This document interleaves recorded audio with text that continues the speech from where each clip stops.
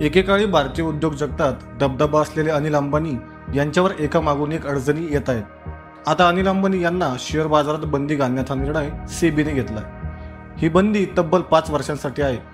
तसेच अनिल अंबानी यांना 25 कोटींचा दंडही ठोठावण्यात आलाय।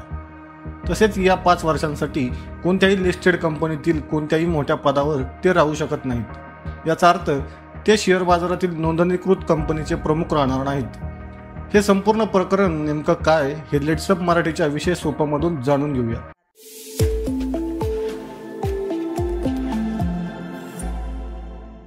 अंबानी ग्रुपच्या रिलायन्स होम फायनान्स लिमिटेड या कंपनीकडून बेकायदेशीरपणे कर्ज वाटप करण्यात आलं। त्यातून पैसे वळते करून अफरातफर झाल्याचे सेबीच्या 222 पानी अहवालात म्हटलंय। अनिल अंबानी आणि कंपनीच्या प्रमुख अधिकाऱ्यांनी मिळून पैशाची अफरातफर केली। या कंपनीकडून दुसऱ्यांदा कर्ज वाटप करण्यात आलंय। या कर्जाबाबत संशय निर्माण झाला होता। त्यामुळे रिलायन्स होम फायनान्स लिमिटेडचे त्रयस्थ संस्थेकडून ऑडिट करण्यात आलं। त्यामध्ये आर्थिकदृष्ट्या तोट्यात असलेल्या संस्थांना कर्ज वाटप करण्यात आलं।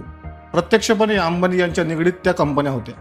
असे तब्बल 14,577 कोटी रुपयांचं कर्ज वितरित करण्यात आलं। यामध्ये 12,487 कोटींचं कर्ज देण्यात आलं। त्यात 2,727 कोटींची थकबाकी NPA म्हणून घोषित करण्यात आली। अनिल अंबानी यांनी रिलायन्स होम फायनान्सच्या प्रमुख व्यवस्थापकीय अधिकाऱ्यांच्या मदतीनं संस्थांना कर्ज म्हणून दाखवून फसव्या योजना आखल्या होत्या। त्यात आपल्या संबंधित कंपन्यांना कर्ज दिलं, परंतु ते लपवून ठेवलं।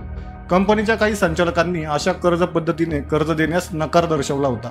तर अनिल अंबानी हे प्रमुख असल्यानं त्यांचे होल्डिंग जास्त असल्याने आपल्या पदाचा वापर करून कर्ज देण्यात आलं। तर कंपनीच्या व्यवस्थापनाने या आदेशांकडे दुर्लक्ष केलं असल्याचं सेबीनं म्हटलंय।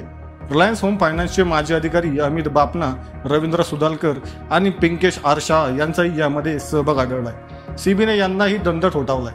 बापना यांना 27 कोटी तर सुधालकर यांना 26 कोटी आणि शाह यांना 21 कोटी रुपयांचा दंड ठोठावण्यात आलाय। या तिघांसह आणखी 21 संस्थांना 25 कोटी रुपयांचा दंड ठोठावण्यात आलाय। सर्व जणांना मिळून 600 कोटींपेक्षा अधिक दंड ठोठावण्यात आल्याचं समोर आलंय। तर Reliance Unicorn Enterprises, Reliance Exchange Next LT, Reliance Commercial Finance Limited, Reliance Cleangen Limited, Reliance Business Broadcast News Holdings Limited आणि Reliance Big Entertainment Private Limited या कंपन्यांनीही प्रत्येकी 25 कोटींचा दंड ठोठावण्यात आला।